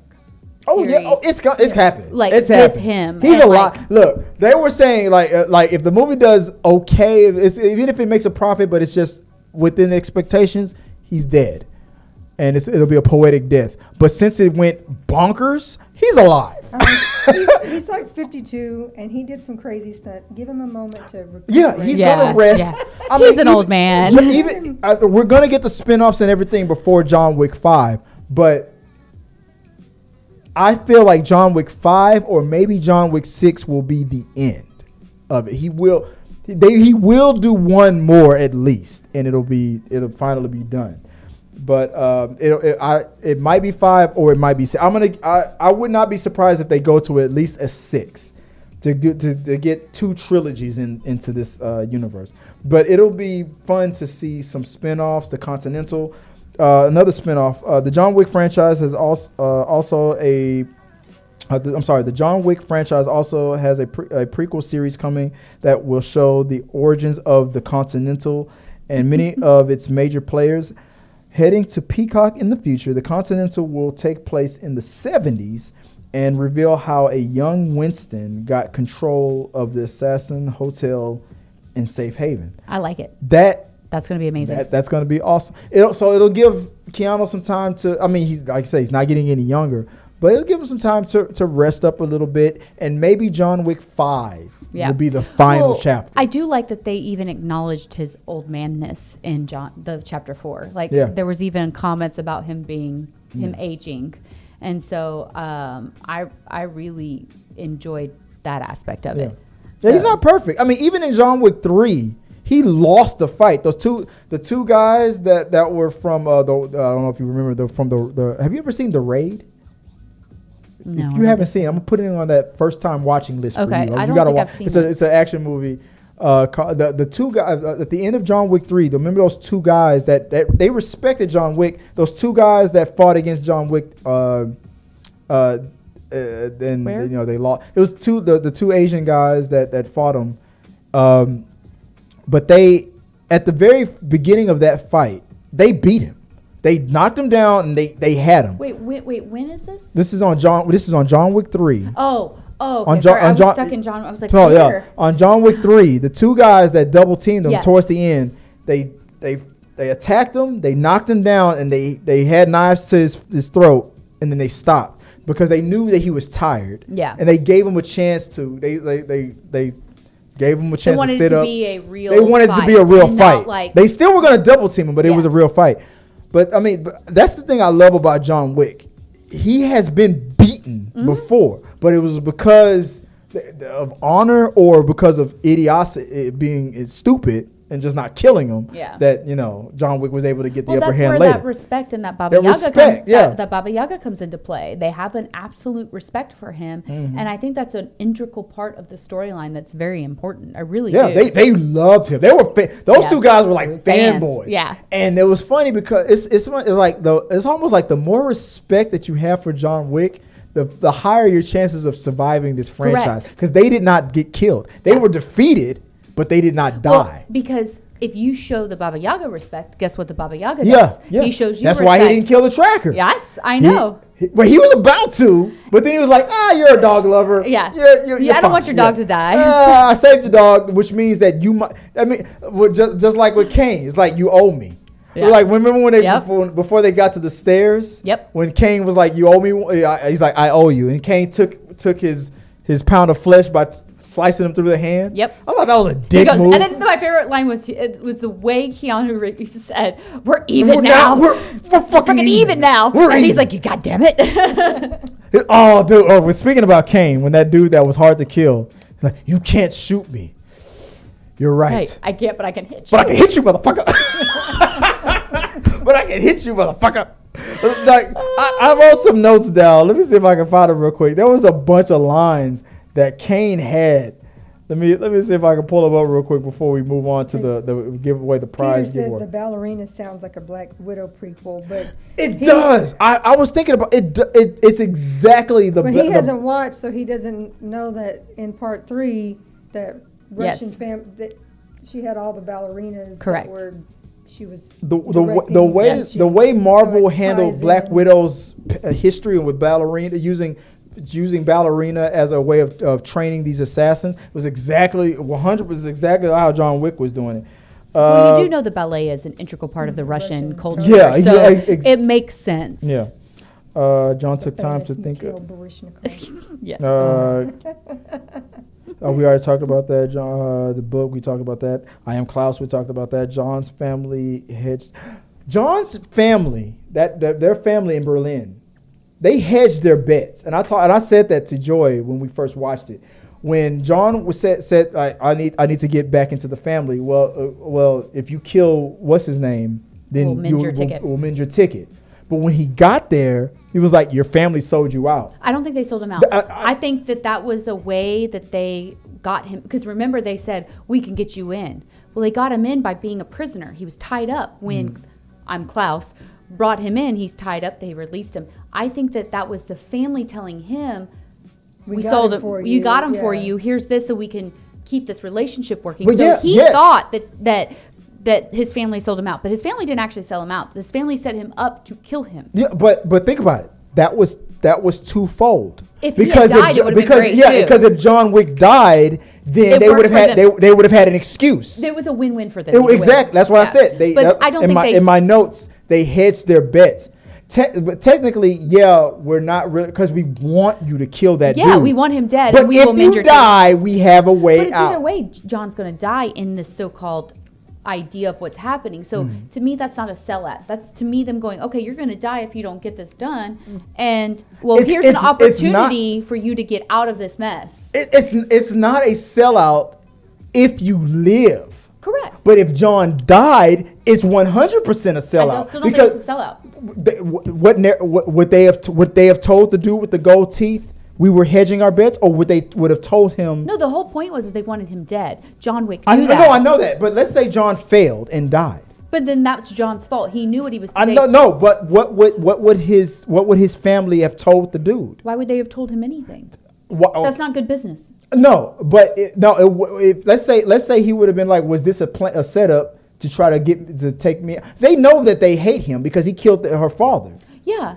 But but why what's the best way to get revenge for me killing your father? Send the Baba Yaga to me. But what you're trying is, in my opinion, it's a long stretch. To him they presented John almost as a prize, a gift. They gift him to him. Yeah, to make him think that he was a gift. But to make him. But he was really a Trojan horse to kill him. But if he failed, they would have gone along with the gift. Hell yeah, because that's just good business. So that's not sellout. He's dead. No. My point is, history is written by the victors. So no matter if it was a lie or not, the history books would have shown that his family sold him out. I don't think so. I think the history would have shown. It had to. No, I think the history would have shown if that guy was successful and they created a narrative. So history is not always showing 100% of the truth. I'm talking about in the mind of him. In the mind of him, yes, his family would have sold him out. Yes. But if him staying alive and him staying in power, if that's what he believes and that's what he knows, then that is, quote unquote, the truth. We know that it's not the real truth. The real truth is that they wanted him dead and they sent Keanu to kill him. But he failed at that point. But if he would have failed, the truth, as it would have been written, would have been they set Keanu up. There's always a hidden truth, the reality. I know that. There's a hidden truth in everything. Yeah, just in our own freaking history of our, the things that aren't being told. There is the victors who write the books, and then there's the reality of what actually happened. The fact that she had to, like she said, I had to kneel before the guy who killed my father. Yeah. That means that in moving forward, that they would have had to continue to do business with each other. Yeah. And they could have lived and died having to have that damn relationship, and she would have hated it. But that would have been their truth. But it would have been that would have been their reality for the rest of their life.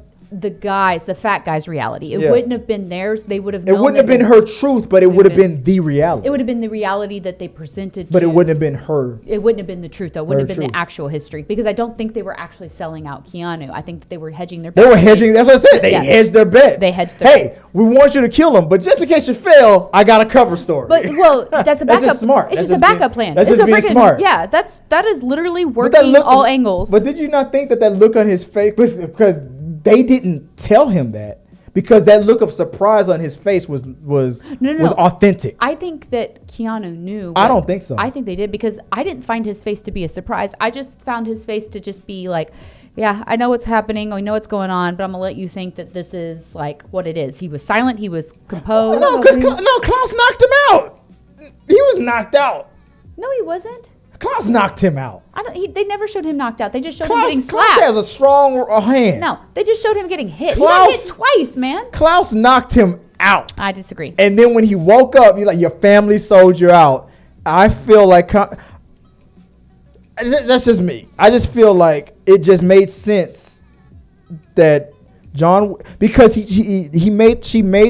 John had to kill him no matter what, whether he was being set up or not, or whether he knew his family was hedging their bets or not. He still needed to do it no matter what. He knew his family was hedging their bets. I don't think he was not in the know of that. But wasting time to tell him the whole plan, I'm going to hedge my bet. I don't think that was necessary. He would have figured it out in the middle of it. But he was like, I had to kneel in front of she was like, I had to kneel in front of the guy who killed my father. She was already telling him the situations that were happening in their family and what was happening around there, and that she needed this guy killed.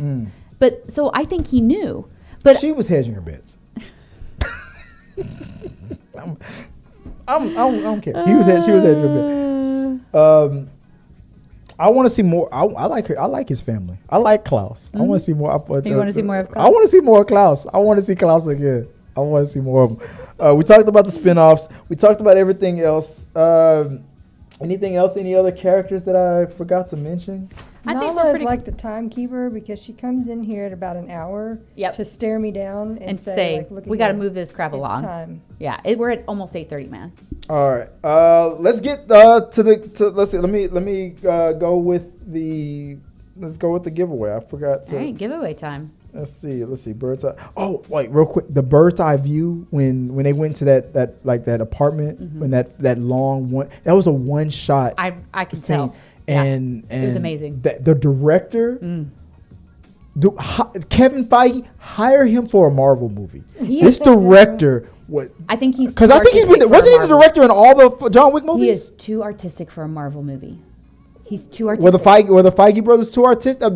He's too artistic. The Feige brothers came from a comedy series, Me and Dupree, and then they made one of the best Marvel movies with Civil War. Me and Dupree is not artistic.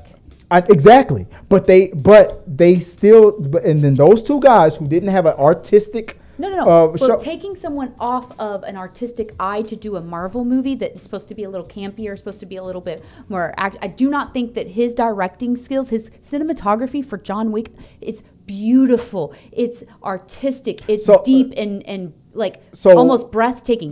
That's so the woman who directed The Eternals, who also came from a beautiful Oscar-winning movie. I never saw The Eternals, so I can't.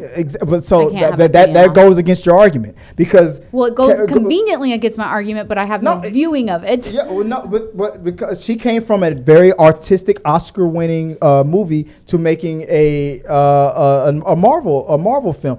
That's the point.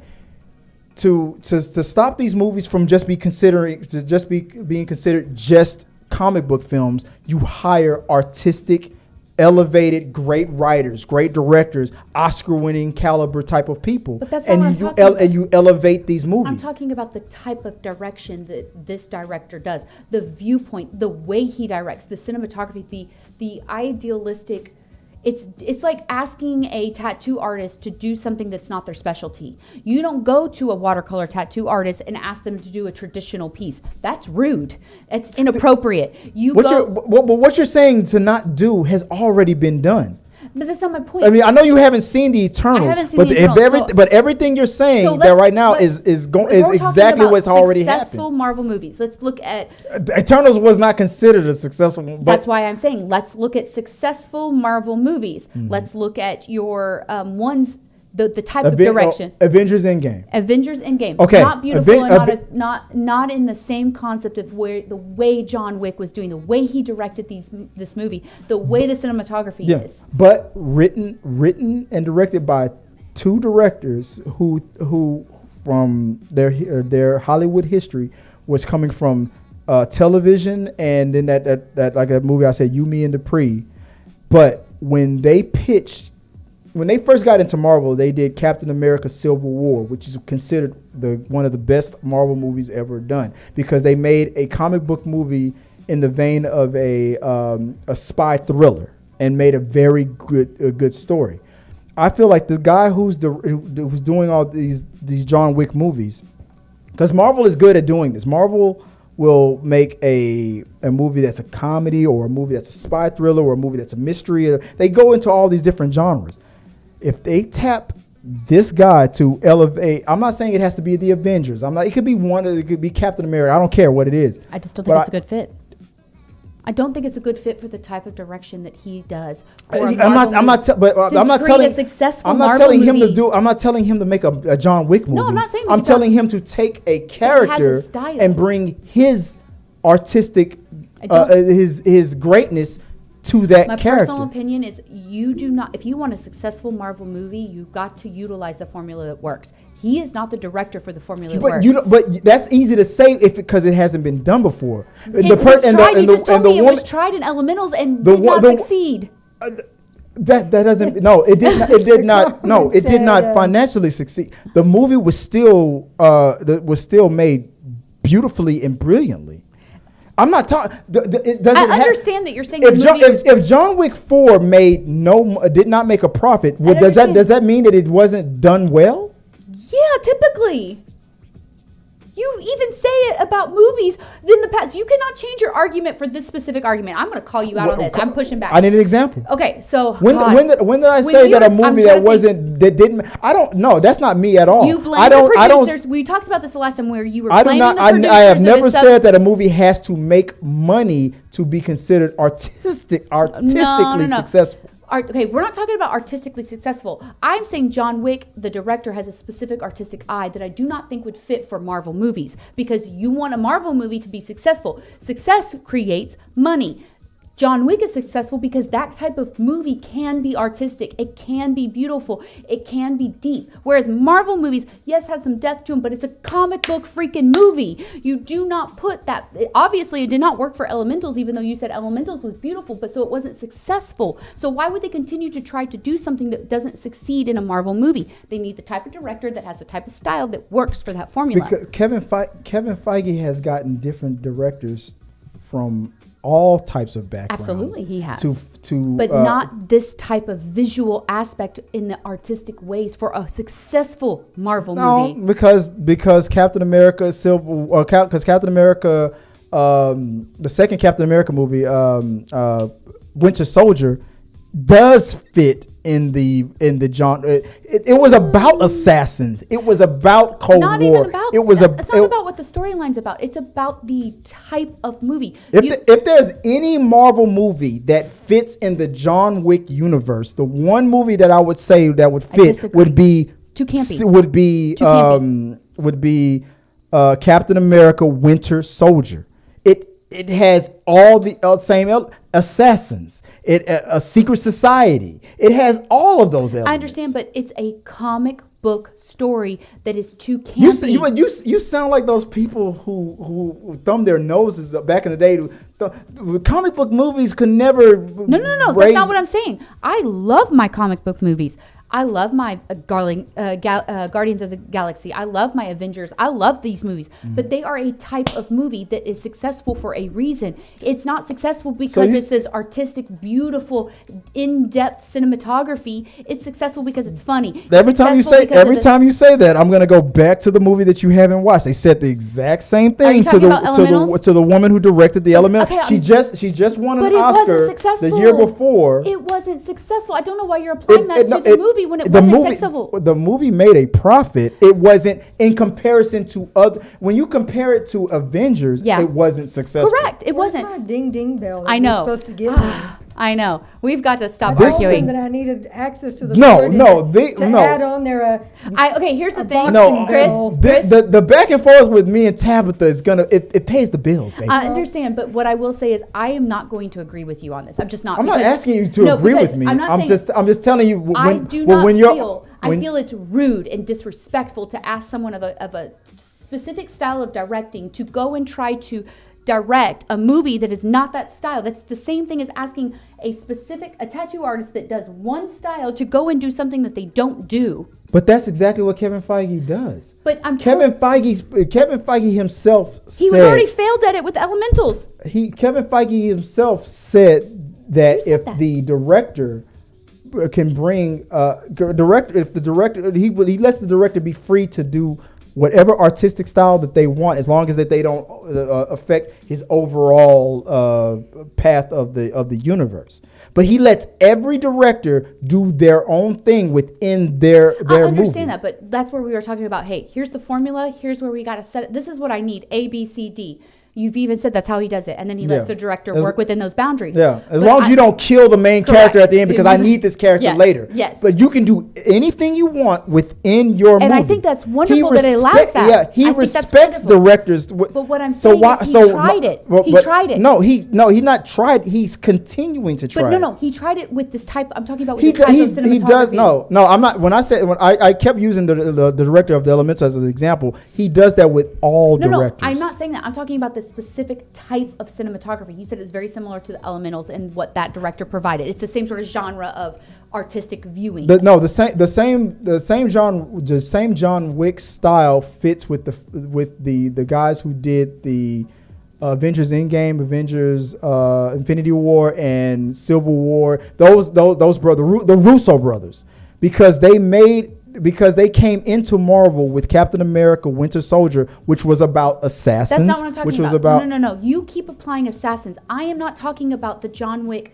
assassin storyline. I am talking about his visuals, his directing, cinematography style. The view of how this movie is brought about is not meant for the Marvel storylines. It's not meant for that Marvel viewing. A fan person of any director's style could say the same thing about every other director who eventually took a Marvel job.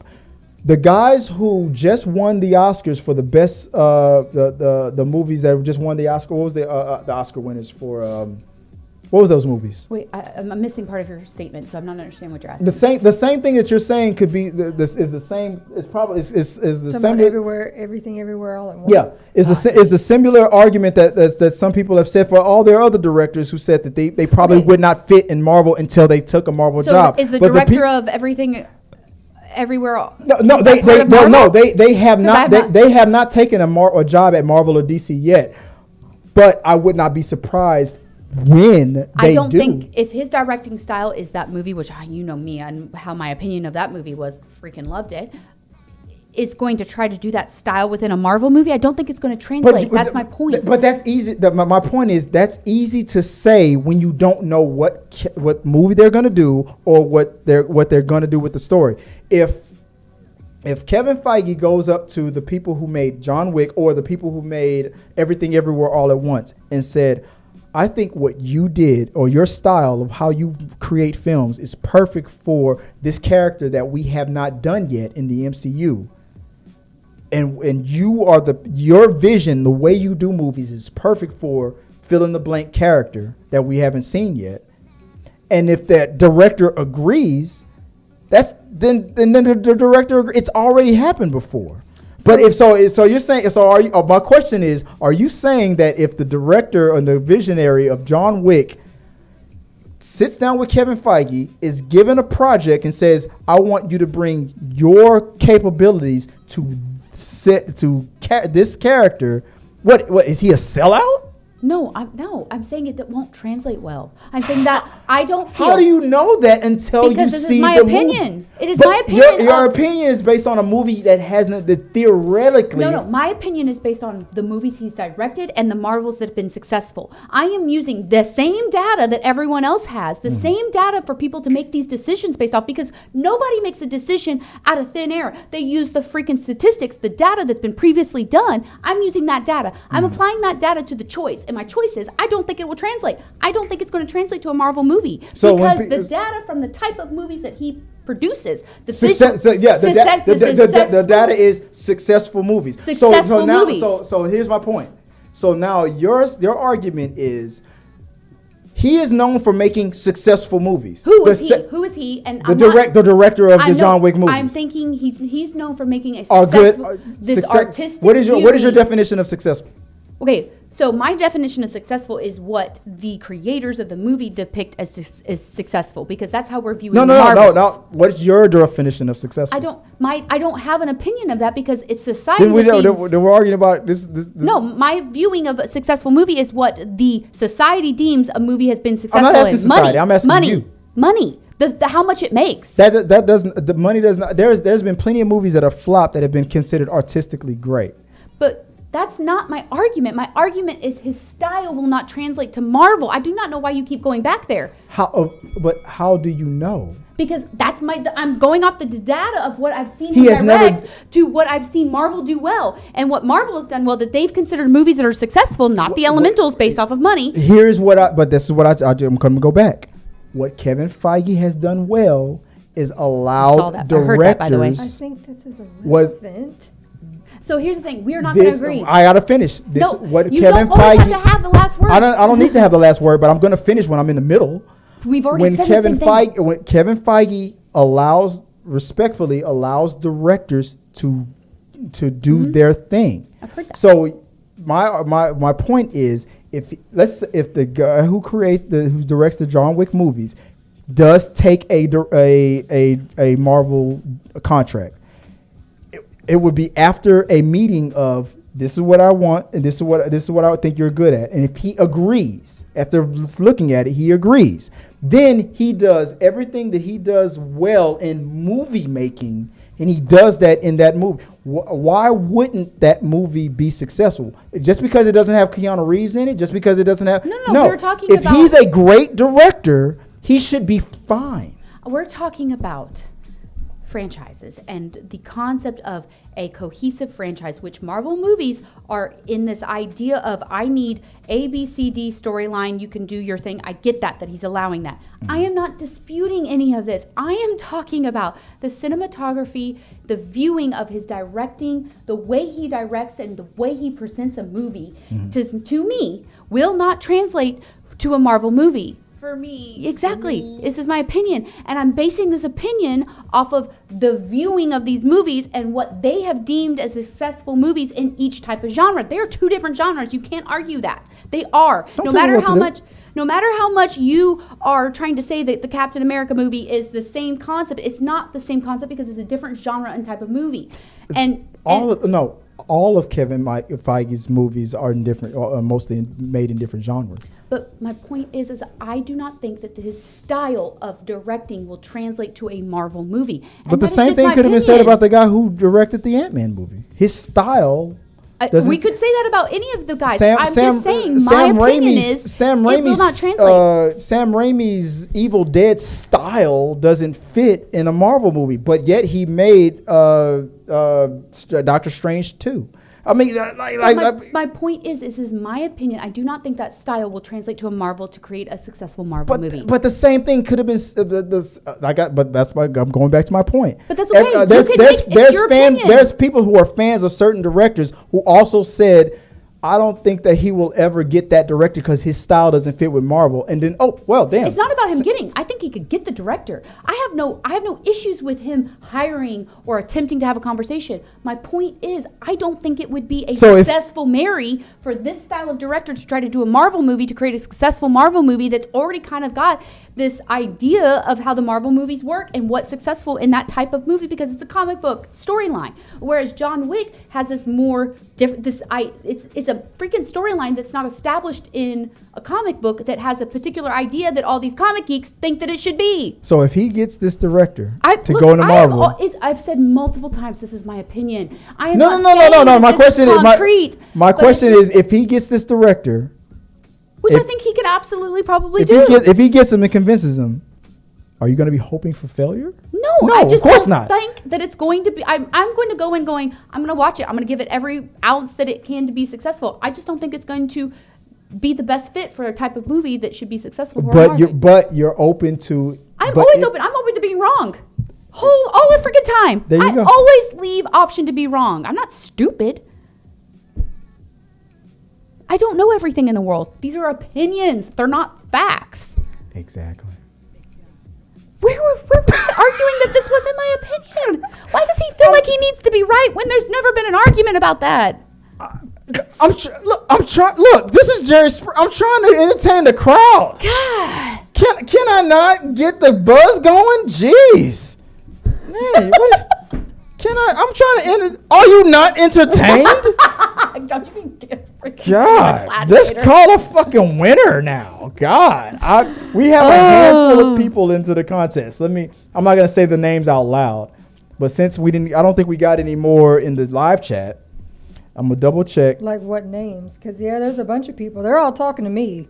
What do they say? Okay, do you have a pen and paper? You have some names to write down? I don't know their names. Anybody wrote I got a ranking. I got some rankings here for from Instagram. I got some people who have given their rankings. Has everybody given their rankings? Because I want to be fair. You know what? Okay, since there's confusion, then I guess after the stream, then I guess I'll look into it myself. And I'll make sure because I don't want to miss anybody. Just to respond to a couple comments, I have seen quite a bit of Marvel movies, guys. I'm not talking out my ass. I will tell you the ones I have not seen. I am very honest and have no reason to lie about what I've seen and what I've not seen. So my opinions of the type of Marvel movies and the cinematography of those is my opinion. Whether you agree with it or not, strictly yours. So don't tell me that you don't think I've seen the things that I've talked about, because I will admit what I haven't seen, which was the Elementals, and I will admit what I have seen. Yeah. Let me be clear with you guys. I purposely try to trigger Tabatha for the views. I make it I spend 7 days out of the week trying to figure out how to annoy this person. My comments are not anything to do. Oh no, I'm talking about the person that commented up there. I can't read the name, but I think it ends in Victor. It ends in victory. No, it ends in Victor. I'm known as the hyper-bass Supreme Victor, artist No, who he's got not. kicked out He of wasn't talking about you, Peter. Well, no, Lane, scroll up. It was in the comments. If you scroll up. He's Peter. saying that he just hates Marvel movies. Oh no, it was Peter Lane. I just saw Victor below My it. That's thing why I saw is, that. I don't think Tabatha has seen the Yeah. movies she's That's talking Peter, about yeah. because Yeah. Marvel movies Peter, I'm that gonna have have to made disagree with your over comment. $1 billion are full of creative visual. Or Your opinion of what is a creative visual is not what I'm talking about. I'm talking about a stylistic visual. And you cannot claim they're the same because when you watch John Wick 4 and you see the type of visuals, you will notice that it's different. And Freaking first- genres, people. first Come name, on. Last name says Chris should give up arguing because Taurus is never like. Oh, no, he can argue with me. I'm just right for being And right, that- not because I'm a that Taurus. she asked me what Chris's Right. sign was, and I gave it to her. She said, "Okay, well, Right. we're both just very pig-headed, Oh, stubborn-headed." it's not even. It's not about being pig-headed and stubborn, guys. This is not a negative thing. This is about opinions, and we were arguing our opinions, which we do regularly. Poor Joy just has to be a witness to it and deal with She even tried to incorporate a bell that we flew right past. Well, I did tell her I heard it. No, I've yeah. tried to stop And we this were like- argument. Because Yeah. he tells me every time, Uh-huh. you should be more. You should stop us. You should move it on. I didn't Okay, tell you to look up a bell. I told you to tell I have- us stop. And I've been saying that for She said it probably like for half an 30 hour. minutes. Yeah, like for real. She said And it for you've been 30 like, well, I'm minutes. not done yet. Me and Tabitha was like, stay out of this, Joy. Joy, I apologize. You have been trying to do your job and have been trying to get us to stop arguing. I fully recognize that, and I apologize for that. No, you need to acknowledge me. I was right. Tabitha's wrong. I'm going to cut your camera off. Everybody in the chat, put a thumbs up if you think Chris was right. Put a middle finger up if you think Tabitha was right. Oh, yeah, they're gonna add that. Put a middle finger up if you think Tabatha was right. All right. All right. But okay, because there's a little bit of confusion. Okay, so I'm gonna the live chat. I'm gonna go into. I have a few names for who I'm gonna give we're gonna do the John Wick giveaway to. So because I don't want to mess up and miss anybody, I'm gonna have to. We'll announce it next week. Yep, I think that'll be the best anyways, yeah. because that'll give our opportunity to really get all the names in there, make sure we have everybody in there, and then You know you'll what? have a real Now chance. that Tabitha said that, now I'm gonna go against it. Now we're gonna call. No. He's the worst, y'all. He's the worst. What y'all don't realize is he does this to me all day, every day. Okay, through text, through freaking voicemails. Like he is the gossipy bitch. Like he really is. Oh, Daddy. God, I hate you so much. Daddy. I don't know what you're talking about. The Rundown is a family show for all about love and respect. Like yeah, it's funny how we were talking about how the assassins in John Wick have more mutual respect for each other than me and Tabitha be giving each other.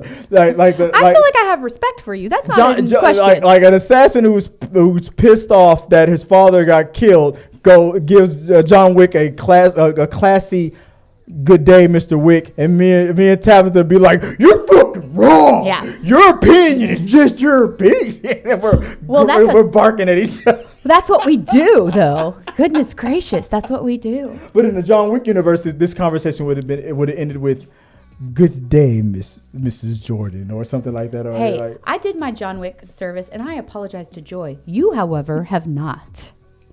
Just gonna point that out. that's because Joy knows that I'm. Daddy. No, absolutely not. No, don't do it. Stop it. So much right now. Riz. Stop it. Stop it. Anywho, we're gonna tally it up. We're gonna figure out who's we're gonna go through all the social medias. If you've given us your ranking of the John Wick franchises and stuff, you're entered in the contest. If you're a follower of the show or the channel and all the us on social media and all that good stuff, We're going to tally it up, and we'll announce the winner next week, and we'll send you your the prize. Now, so that's the show. It was fun, man. Anytime we talk about John Wick stuff is awesome. Great. But I cannot wait for these spinoffs. I cannot wait for a sequel. I cannot wait for all this stuff. But excuse me, sorry, I'm burping like. Getting indigestion from all the arguing. Every time Tabatha bombards me with her wrongness, it gives me indigestion. Ugh, it's gonna be hell of my hemorrhoids. Oh my God. But the talking through the medias, the channel is I want to thank our sponsors. Are over from Bay Area? Bay Area Raceway. Bay Area Raceway. Our sponsors over there at Bay Area Raceway. Well, tell them about that sponsor. Bay Area Raceway is a family-friendly environment, unlike the show. With what's up with all this motherfucking profanity? That shit isn't good for you. With go-karts, laser tag, and games, and it's just a lot of fun on the south side. So we're right off of 45 in Dickinson if you're heading towards Galveston. So come have fun. And if you want to reach out to them, you can call. You call 281-337-RACE. All right. And it's also brought to you by our sponsors at Scrub Hats and More by Joy. Want to tell them about that, baby? I make scrub caps and more. I like her more, actually. I have an Etsy store that's Scrub Caps and More by Joy. And her more is really risky. And it's unofficially brought to you by Chris Fagan. Chris Fagan, he knows a lot about a little and a little about a lot, but the thing is, he's always right. Oh God, whatever floats his boat. Yeah, whatever tickles the pickle. Man, I don't know. I might see John Wick again in theaters. I'm not gonna lie. I'm probably gonna go see it again. You're gonna go see it again? Yes. It was good the second time, baby. You I don't know. You can wait for it to come home. Well, watch it again. Yeah. I've always said that if a movie can make me want to go see it in the theaters again, and so that's a great time. Yeah, it's a great. That's a great movie. If I can go to the theaters and see it again, that's a good movie. So yeah, go see John Wick if you haven't seen it. If you haven't seen it and you're watching this argument, this congressional. I feel like the former president just got indicted, but I think we did more arguing than the Senate just did a minute ago. But that's crazy. But yeah, go see it, man. If you haven't seen it and you watch this spoiler talk, what the heck? Thank you, but what is wrong with you? Okay, so should we do the rock paper scissors of who should do the closing of the show? Or are y'all gonna still make me do it? We're gonna make you do it, and I Until don't know you why write it you on took a piece away of the paper closing so of the we show that we had. Because I need to record a new one. Why? All right, this is gonna be the official new. Look, all right, fine. Look, all right. Well, guys, the rundown. Okay, thank you for watching the show. Talking Through the Medias was brought to you in front of a live studio audience of people named Klaus. Yes. Guys, if you want to support the channel, appreciate you guys for watching the show, guys. Don't forget, hit the subscribe button right here, that red little button right here. You can also find us on podcast form, Spotify, Audible, all that good stuff at Th3 Medias. All your podcasts of choice. If you want to watch more, you can click here or here. See where my finger is? You like that? Yeah. No, stop it. Unacceptable. Stop with the freaking fuckboy face. It's freaking me